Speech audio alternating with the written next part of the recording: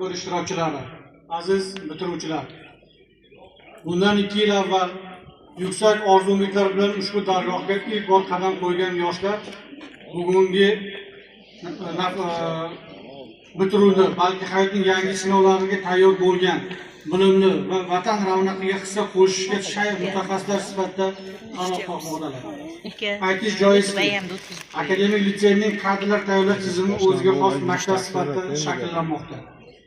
O'tgan yillar davomida sport bilan professional tarzda shug'ullanuvchi o'quvchilarimizning 24 nafari sportning qo'l jangi, taekvondo, judo, kickboks, karate va ko'p kurash turlari bo'yicha respublika va xalqaro darajadagi musobaqalarda munosib ishtirok etib, faxrli o'rinlarni egallashgan.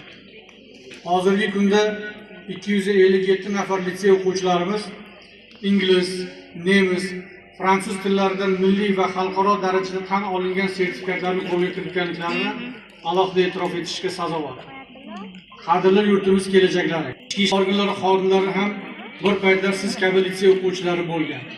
Ular ham orzu qilgan, harakat qilgan, o'z ustida ishlagan. Mehnat va intizom insonni albatta maqsadga yetkazadi. So'zimning yakunida shuni ta'kidlab o'tmoqchimanki, vatanga sadoqat so'z bilan emas, amal bilan isbotlanadi. Sizlar qonunga itoatkor, ma'naviyatli va bilimli bo'lsangiz, jamiyatimiz barqaror, yurtimiz tinch va taraqqiy etgan bo'ladi. Barchangizga hayotda to'g'ri yo'l, katta maqsadlar va yuksak marralar tilab qolaman. Oq yo'l sizlarga aziz bitiruvchilar. Hurmatli